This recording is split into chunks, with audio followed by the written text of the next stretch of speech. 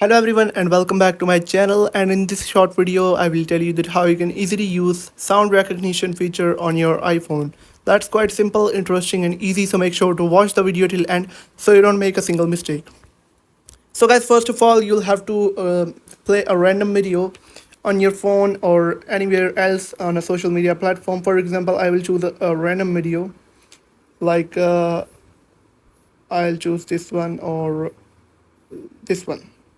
Now I will simply scroll down from the top right corner and there is an option of music recognition. I'll simply tap on it and turn it on and then go back and then play this video. And it will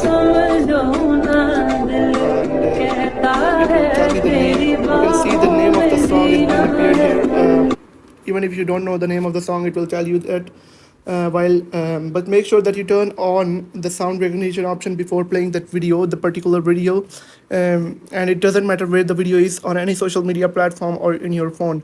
I hope you have found the video helpful. If you have found the video helpful, make sure to like the video and hit that subscribe button. And if you have any questions about the video, let me know in the comment section. Thank you.